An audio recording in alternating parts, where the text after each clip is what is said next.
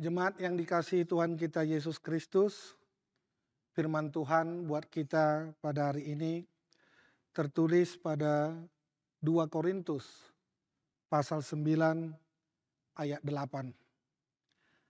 Dan Allah yang sanggup melimpahkan segala kasih karunia kepada kamu, supaya kamu senantiasa berkecukupan di dalam segala sesuatu dan malah berkelebihan di dalam pelbagai kebajikan.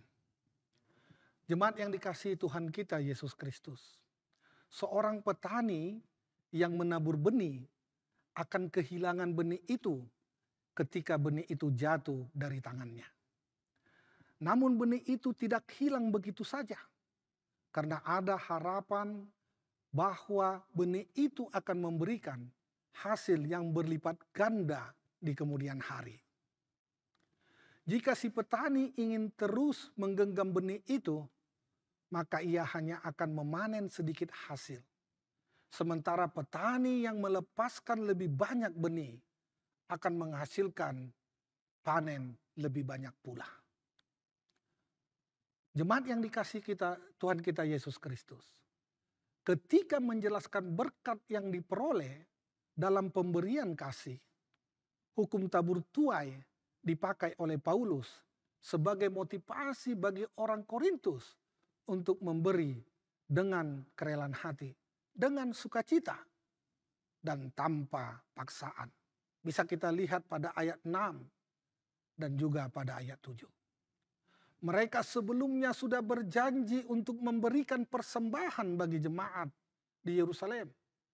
Jemaat Korintus tidak pernah takut akan kekurangan kalau memberi. Sebab Allah akan memberkati mereka yang bermurah hati dalam memberi. Mereka justru akan berkelimpahan dalam segala sesuatu. Dengan demikian, pemberian untuk pelayanan kasih akan membawa berkat bagi orang percaya di Yerusalem. Dan juga bagi jemaat Korintus sendiri. Karena pemberian orang percaya menjadi saluran berkat Tuhan bagi orang lain. Karena itu pemberian orang-orang Korintus akan melimpahkan ucapan syukur kepada Allah. Dengan memberi, orang lain akan merasa diberkati. Dan dengan perbuatan memberi dengan sukacita, banyak orang yang akan percaya kepada Yesus Kristus.